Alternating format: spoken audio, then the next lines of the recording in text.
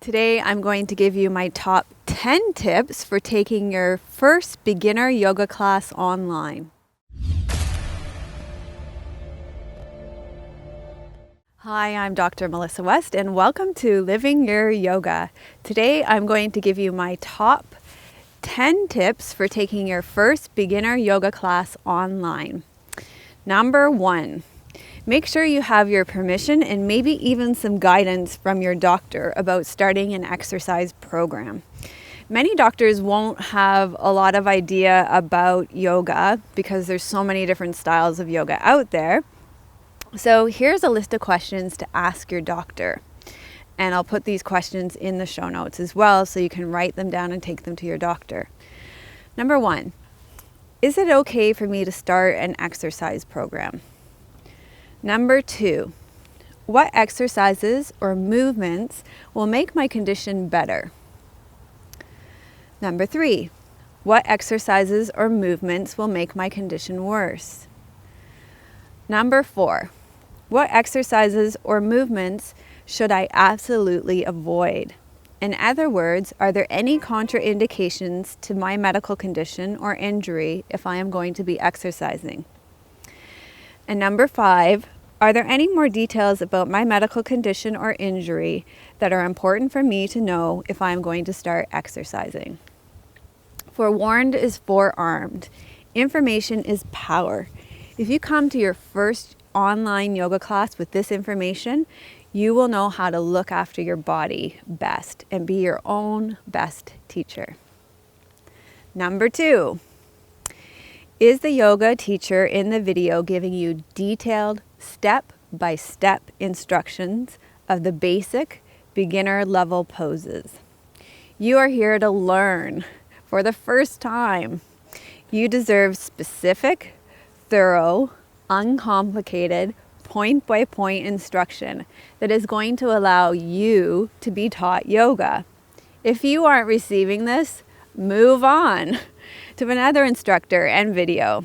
There are lots of them out there.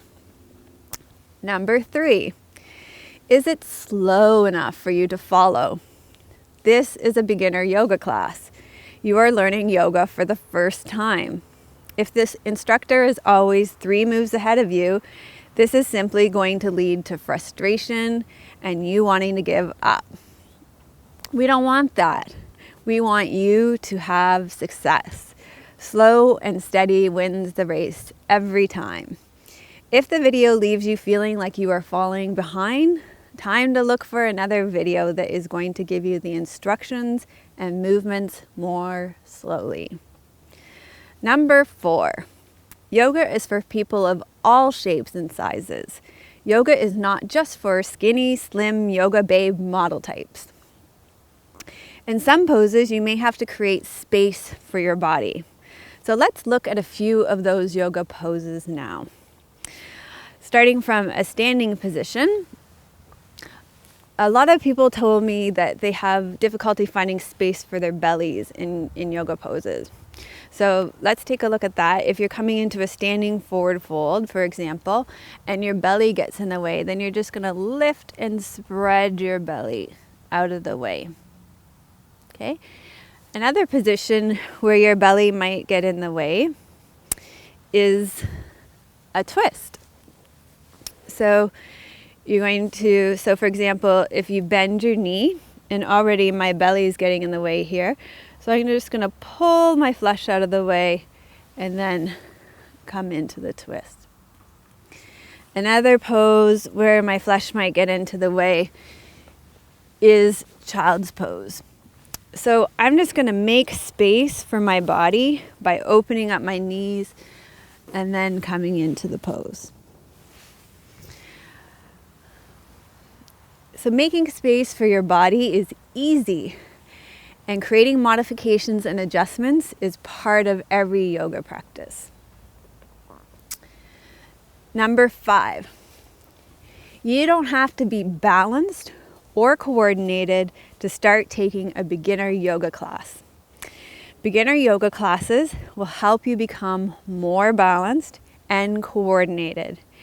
In beginner yoga classes, we will teach you how to balance better. We will do this by teaching you about a fancy yoga word called drishti. Finding a point to focus on, how to connect your feet to the ground for better balance, and using props that you already have in your home like chairs and walls. Regardless, we've got you covered. Your balance will get better, and we can help you if you are unbalanced. And I'm going to link in the show notes to 3 other blog posts that I've done on how to balance and help on balancing in yoga that you might find helpful too. Number 6, you don't have to be flexible to start beginner yoga classes. Beginner yoga classes are going to help you become flexible. Beginner yoga classes will focus on poses that are not too demanding for your flexibility. Simple yoga poses will make flexibility accessible, uncomplicated, effortless, and straightforward. In yoga, we have something called an edge. That simply means you get to choose when a pose feels like it's too much, and then you back off. So let's try that right now. Okay, so lying down on your back with your knees bent and your feet flat on the floor, you're going to cross your right ankle over the top of your left thigh. Then you're slowly going to draw your left leg in towards your torso. Reach your right hand through the space between your right leg and your left leg and hold on behind your left leg. So here you're going to choose that just right place between too much and too little. So you can come in a little bit more, and if that feels like too much, then you're going to back off until it feels like that just right spot. So this is where you get to choose your own edge, and we honor all levels of flexibility. So it doesn't matter what the pose looks like, it matters what it feels like in your body. And we have a whole class on that for beginners, and I'll link to that in the show notes. Number 7, wrists. I hear about this one a lot. Every time I try a beginner yoga class, my wrists hurt. This is not surprising given the number of hours we spend typing on keyboards, whether they're laptops or desktop computers, tablets, or cell phones. Here are some quick tips for looking after your wrists in yoga. Let's take a pose that's pretty common to a beginner yoga class. So, cat pose. So generally it's when your wrists are flexed and they're weight bearing that it bothers people. So one thing you can do is come up onto your fists in cat pose instead. Another thing you can do is come down onto your forearms. So actually I have frozen shoulder on my left side right now, so I can only demonstrate on my one arm here. And then the other thing you can do is roll up your mat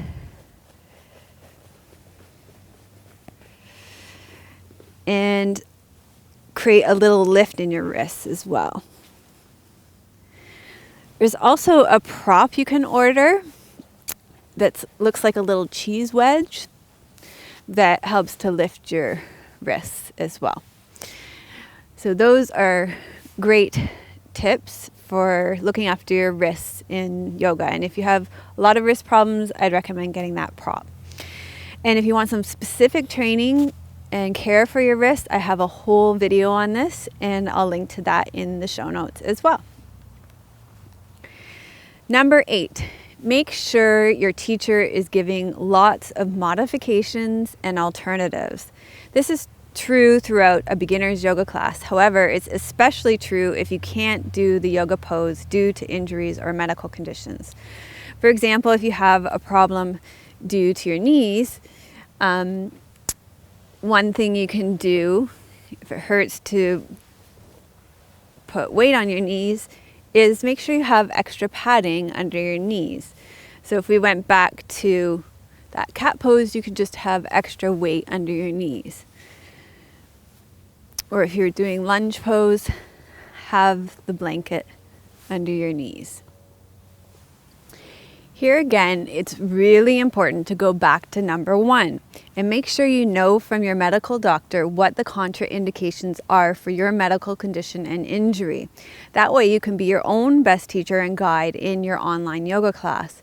If you're not sure about what the advice is that your medical doctor has given you, then ask me about the advice that your medical doctor has given you, about their recommendations. I love hearing from my yoga students on iTunes, YouTube, my website, and my membership site. Number 9. My good friend, soul sister, and colleague Shannon Valley has this great saying. She asked me one time, do you want to be a sage on stage or a guide on the side? Is the teacher that you're watching the video, are they a sage on the stage or a guide on the side? When you watch the online yoga video for beginners, do you get a sense that the teacher in the video is performing or teaching you? This class is supposed to teach you how to do yoga. You need a guide on the side, not a sage on the stage. If you've landed on the stage, then move on. There's lots of yoga instructors in the online world, so I'm sure you can find one who's interested in teaching you.